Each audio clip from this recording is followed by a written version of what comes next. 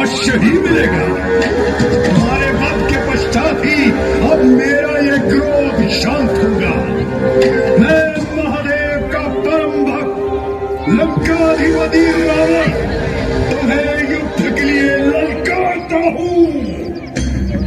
मेरी इन सहस्त्र भुजाओं के समक्ष मेरी सब मायावी शक्तियां व्यर्थ होना और शतों की बाण चलाकर खाली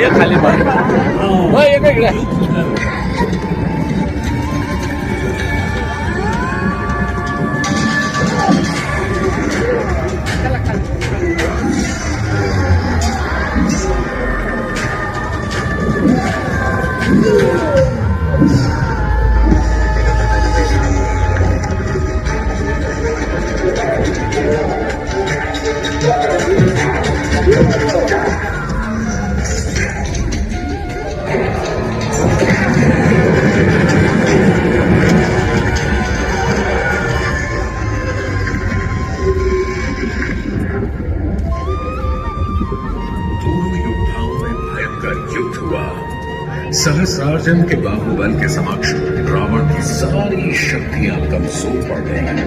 अंततः युद्ध में सहस्रार्जुन विजयी हुए।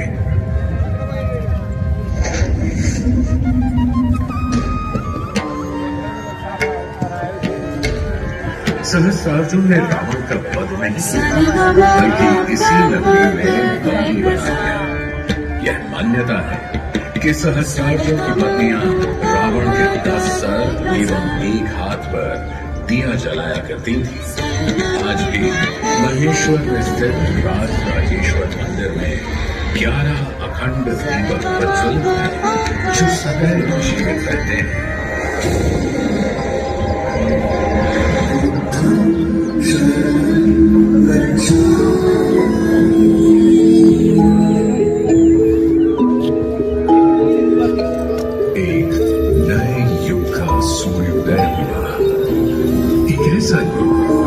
जिसमें एक युवराज ने एक आध्यात्मिक यात्रा कर भिक्षु बनने का सफर तय किया।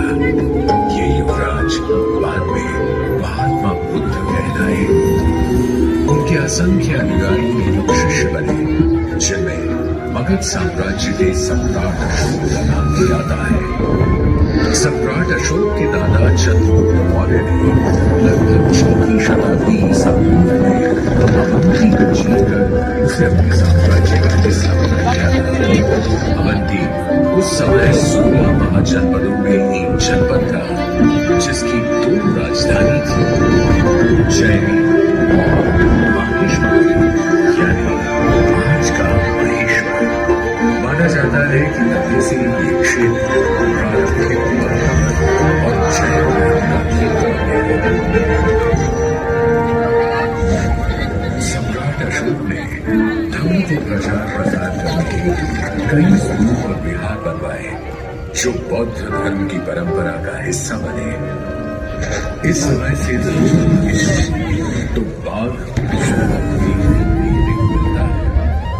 महेश्वरी के महाराजा सुबंधु द्वारा 416-17 ईस्वी का एक ताम्र पत्र शिलान्यास, जिसे आधुनिक महेश्वर के रूप में पहचाना जाता है, इस विहार के लिए अनुदान की बात करता है। ऐसा भी मानना है कि 10वीं ईस्वी तक बौद्ध धर्म के पतन के साथ गुफाओं को संभवतः त्याग दिया गया था और बाद में ये गुफाएं इस क्षेत्र के बाघों का निवास स्थान बन गई। इसीलिए इन्हें बाघ नाम मिला। समय का पहिया निरंतर चलता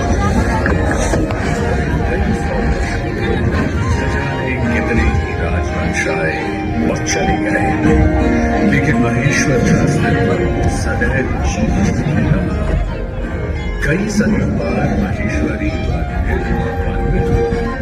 जब सन 1767 में राजमाता देवी अहिल्याबाई होलकर ने इसे अपनी राजधानी बनाया। सादगीपूर्ण जीवन का प्रतीक माने जाने वाली देवी अहिल्याबाई ने शाही सिंहासन पर न रहे राजगद्दी से अपना शासन चलाया। उनका जीवन बड़ा अनुशासन प्रिय था। वे योग, ध्यान, राज दरबार के कार्य निश्चित समय पर संपादित करती थी। अपनी प्रजा के उद्धार के लिए लोक माता देवी अहिल्याबाई होलकर ने शंकर अजने पर यानी श्री शंकर के आदेशानुसार की शाही महल के साथ ही अपना प्रशासन किया। लोक माता देवी अहिल्याबाई होलकर ने सबसे पहले इस पवित्र मां नर्मदा के तट पर एक भव्य किले का निर्माण कराया, जिसे अहिल्या महल या कहें महेश्वर का किला के नाम से भी जाना जाता है। प्राचीन भारतीय निर्माण कला, युद्ध कौशल और रक्षा नीति का एक उत्तम उदाहरण ये किला लगभग 2 वर्ग किलोमीटर के क्षेत्र में फैला हुआ है। इस किले के वर्तमान स्वरूप में छोटे बड़े 5 मुख्य द्वार, बड़े दरवाजों पर द्वारपालों के कक्ष, नियमित अंतराल पर 20 विशाल बुर्ज शामिल हैं। अहिल्या द्वार से सीधे एक सड़क अहिल्या महल की ओर जाती है, जिसे राजवाड़ा कहा जाता है। महल के भीतर ही लोक माता अहिल्याबाई होलकर का प्रार्थना कक्ष भी स्थित है, जिसे देव पूजा के नाम से जाना जाता है। देवी अहिल्याबाई का जीवन भक्ति भाव से परिपूर्ण था। वे प्रतिदिन शिवलिंगार्चन करती थी। आज भी राजवाड़ा में पार्थिव शिवलिंग पूजन किया जाता है। पुण्य श्लोक देवी अहिल्याबाई होलकर की धर्मपरायणता का पता इस बात से भी चलता है कि उन्होंने नर्मदा परिक्रमा वासियों के लिए सदा व्रत एवं ठहरने की व्यवस्था, संस्कृत पाठशाला, योग शिक्षा, सांस्कृतिक गतिविधियां एवं व्यापार को बढ़ावा देने हेतु अनेक कार्य किए। उन्होंने न केवल काशी में नर्मदा के शिवलिंग नर्मदेश्वर की विश्वनाथ के रूप में स्थापना कर मंदिर का जीर्णोद्धार कराया, बल्कि महेश्वर में ठीक काशी जैसा ही विश्वनाथ मंदिर का निर्माण भी करवाया। इसी कड़ी में उन्होंने महेश्वर में स्थित जगन्नाथ जी के मंदिर के समक्ष पश्चिमाभिमुख विप्रवीर भगवान परशुराम के सुंदर विग्रह युक्त प्राचीन मंदिर का जीर्णोद्धार भी करवाया। ऐसी मान्यता है कि पौराणिक नगरी महेश्वर भगवान विष्णु के अवतार विप्रश्रेष्ठ भगवान परशुराम की तपोस्थली भी है। आज भी श्रद्धालुओं द्वारा उनकी पूजा अर्चना का क्रम नियमित रूप से चलता है। हिमालय की गोद में स्थित केदारनाथ एवं बद्रीनाथ ज्योतिर्लिंग से लेकर दक्षिण में समुद्र तट पर स्थापित रामेश्वरम ज्योतिर्लिंग तक देवी अहिल्याबाई ने अनेक निर्माण एवं जीर्णोद्धार के कार्य करवाए। उन्होंने ओंकारेश्वर, त्रयंबकेश्वर, जगन्नाथपुरी, उज्जैन, भारत, पुष्कर, नासिक आदि पूरे भारतवर्ष में मंदिरों के जीर्णोद्धार एवं निर्माण कार्यों के साथ साथ अनेक घाटों, बावड़ियों एवं धर्मशालाओं का निर्माण कार्य भी करवाया। अपनी प्रजा की हर संभव सेवा करने के बारे में सोचती रहती राजमाता देवी अहिल्याबाई होलकर को एक रात उनकी बहू कृष्णाबाई ने कहा, माँ साहब, आप अभी तक सोई नहीं? ऐसी क्या बात है जो आपको इतनी देर रात विचलित कर रही है? नहीं नहीं, ऐसा कुछ नहीं। हम तो बस कुछ नए कानून लाए हैं जिनसे स्त्रियों के अधिकार सुरक्षित हो सके। अब हमारे राज्य में विधवाओं को पति की संपत्ति का तथा पुत्र को गोद लेने का अधिकार मिल सकेगा। इसके अलावा न्यायपालिका को मजबूत करने के लिए राज्य में नियमबद्ध न्यायालयों का निर्माण कराया जाएगा। ये तो प्रजा के लिए बहुत ही अच्छा होगा माँ साहिब। पर माँ साहिब, आपने सुरक्षा के विषय में भी कुछ सोचा है? क्योंकि कुछ समुदाय समाज से खुद को अलग समझते हैं। तुम्हारा इशारा मैं समझती हूँ कृष्णाबाई। मैंने विभिन्न समुदाय के लोगों को समाज की मुख्य धारा में लाने का फैसला कर लिया है। मैं उन्हें उनकी पहाड़ी अस्थिरता से हटा ईमानदार किसानों के रूप में बसने के लिए राजी भी कर चुकी हूँ। सुरक्षा की समस्या हल होते ही हमारे राज्य में व्यवसाय में बढ़ोतरी होगी। सुरक्षा के मद्देनजर उन द्वारा महिलाओं की सशस्त्र सेना भी बनाई गई। राजमाता देवी अहिल्याबाई होलकर की नीति के अनुसार सुरक्षा समस्याओं से निवारण होने के बाद महेश्वर में तरह तरह के व्यवसायी एवं कारीगर आने लगे। यह नगर अनेक बुनकरों, मूर्तिकारों एवं कारीगरों का घर बना। महेश्वर का यह क्षेत्र वस्त्र निर्माण का एक सुंदर केंद्र बना और यहाँ निर्मित महेश्वर साड़ियों की सुंदरता पूरे भारत में प्रसिद्ध हो गई।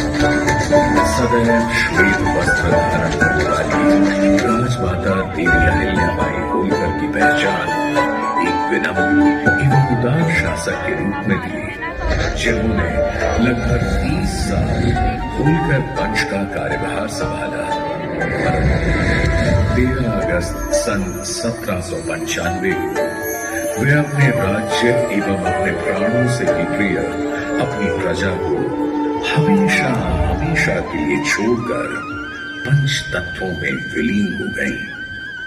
होलकर राज्य में दरबारी पंडित खुशहाली राम ने पुण्य श्लोक देवी अहिल्याबाई होलकर के गुणों का वर्णन करते हुए अहल्या कामधेनु नामक ग्रंथ भी लिखा, जो देवी अहिल्या कामधेनु के नाम से प्रसिद्ध है। राजमाता देवी अहिल्याबाई होलकर के कुशल नेतृत्व एवं सैन्य प्रतिभा ने आने वाली पीढ़ियों को प्रेरित किया।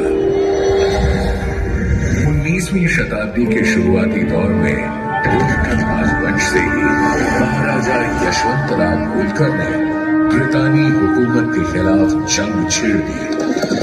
उन्होंने भारतवर्ष के सत्ताधारी राजाओं को एकजुट कर अंग्रेजों को भारतीय संस्कृति से जोड़ना शुरू कर दिया। महाराजा यशवंतराव होलकर की बहादुरी और सटीक युद्ध रणनीतियों से भयभीत हो अंग्रेजी अफसर चार्ल्स मेटकाफ ने भी ब्रितानी हुकूमत को दिए अपने एक पत्र में लिखा, I am compelled to feel that we are disgraced and Holkar is the prevailing power in Hindustan. अंग्रेजों के अलावा मुगल शासक शाह आलम ने भी महाराजा यशवंतराव होलकर की प्रशंसा करते हुए उन्हें महाराजाधिराज राज राजेश्वर आलीजा बहादुर की उपाधि से सुशोभित किया। आजादी की पृष्ठभूमि से आगे चले तो महेश्वर का मिशन समृद्ध इतिहास, कला, धर्म, संस्कृति एवं पुरातात्विक धरोहरों को संजोए हुए आज भी खड़ा है। अपने धार्मिक महत्व के कारण ये शहर काशी के ही समान भगवान शिव की नगरी है, इसलिए इसे गुप्त काशी भी कहते हैं। प्राचीन माहेश्वरी और भगवान शिव से जुड़ी एक किंवदंती आज भी सुनी कहते हैं कि त्रिपुरासुर के वध के लिए भगवान शिव ने माहेश्वरी और मां नर्मदा के संगम से एक रुद्र अवतार किया था और अपने दिव्य अग्निबाण से त्रिपुरासुर का वध किया था। भक्ति की प्रार्थना से भगवान शिव ज्वालेश्वर और कालेश्वर के रूप में दो मंदिरों में आज भी विराजमान है। भगवान शिव की ये पावन नगरी ऋषि मुनियों को भी सदा प्रिय रही है। महेश्वर घाट से लगभग 20-30 किलोमीटर दूर मां नर्मदा के तट पर महर्षि दधीचि का आश्रम स्थित है। मान्यताओं के अनुसार ये वही महर्षि दधीचि हैं जिन्होंने मानव कल्याण के लिए देह त्याग कर अपनी रीढ़ की हड्डी देवराज इंद्र को दान दी। उनकी इस रीढ़ की हड्डी से वज्र अस्त्र बना, जिससे वृत्तासुर राक्षस का विनाश हुआ और तीनों लोकों में पुनः धर्म की स्थापना हुई। धर्म की बात हो तो महेश्वर ही पर स्थान है जहां पंडित मंडन मिश्र एवं नर्मदा अष्टकम और सहस्रार के रचयिता जगत गुरु आदि शंकराचार्य के बीच शास्त्रार्थ हुआ एवं सनातन धर्म को एक उत्तम दिशा मिली। यहाँ लगभग 25 छोटे बड़े घाट हैं जिनका अपना ही महत्व है। बड़घाट, पेशवा घाट, मनोकामनेश्वर घाट, मातंगेश्वर घाट पर संतों के सुमुख से श्लोक, दोहे, चौपाइयां सदैव गूंजती ही रहती है। वैसे आप अभी जहां उपस्थित हैं अहिल्या मां साहिब घाट या कहें कि महेश्वर घाट कहलाता है। इसी घाट की सीढ़ियों से ऊपर जाएं तो पुण्य श्लोक देवी अहिल्याबाई होलकर को श्रद्धांजलि अर्पित करने अहिलेश्वर छतरी है। इसी के सामने मल्हार राव द्वितीय के छोटे भाई को समर्पित विठूजीराव छतरी भी विद्यमान है। इसके अलावा महेश्वर में मां विंध्यवासिनी भवानी देवी का मंदिर भी स्थित है जिसे मत्स्य पुराण के 13वें अध्याय में देवी भगवती के 108 सिद्ध पीठों में स्वाहा पीठ कहा गया है। इसके अलावा यहाँ 100 से भी अधिक मंदिर विद्यमान है जो महेश्वर की समृद्ध संस्कृति का प्रमाण प्रस्तुत करते हैं। महेश्वर तीर्थ यात्रियों को पर्यटन दोनों को अपनी ओर आकर्षित करता है। इसकी एक वजह यहाँ मनाए जाने वाले पूज त्योहार उत्सव पर्व हैं जिनमें शिवरात्रि स्नान, 3 दिवसीय निवाण उत्सव, लोक पर्व गणगौर, नर्मदा जयंती आदि बड़ी धूमधाम से मनाए जाते हैं। श्रावण माह के अंतिम सोमवार यहाँ नगर में भगवान काशी विश्वनाथ की शाही सवारी निकलती है जिससे कि पूरा महेश्वर भगवान शिव के रंग में रंग जाता है। अब अगर कोई महेश्वर आए और माहेश्वरी साड़ियां न ले जाए तो ऐसा होना थोड़ा मुश्किल ही है। माहेश्वरी साड़ियों के निर्माण की वर्तमान व्यवस्था अहिल्याबाई की दूरदर्शिता का ही परिणाम है। लेकिन कुछ दशक पहले कम आय के कारण कारीगर इस कला को छोड़कर अन्य रोजगार अपनाने लगे थे। सन 1970 में हालात इतने खराब हो चुके थे कि यहाँ केवल 300 बुनकर ही रह गए। कुछ समय बाद लगभग सन 1978 में होलकर वंश के वंशज इस हाइनेस महाराज कुमार शिवाजी राव होलकर और उनकी धर्मपत्नी शालिनी देवी होलकर ने इस कला को जीवित रखने हेतु एक नॉन प्रॉफिट सोसाइटी का निर्माण किया जिसका नाम रेवा रखा गया। कर्नाटक, गुजरात, हैदराबाद और मालवा या कहीं पूरे भारतवर्ष से कारीगरों को महेश्वर में सुविधाएं देकर स्थापित किया गया। आज इस कला को संजोए हुए लगभग 3000 बुनकर सक्रिय है। यह सोसाइटी कारीगरों को उनके काम के लिए एक आउटलेट प्रदान करती है और महेश्वरी साड़ी प्रेमियों के लिए इन खूबसूरत साड़ियों को खरीदने का एक माध्यम मुहैया कराती है। नर्मदा अर्थात ना मरने वाली चट्टानों का सीना चीरकर पहाड़ों से संघर्ष करते हुए अमरकंटक से खंबात की खाड़ी तक की लंबी यात्रा कर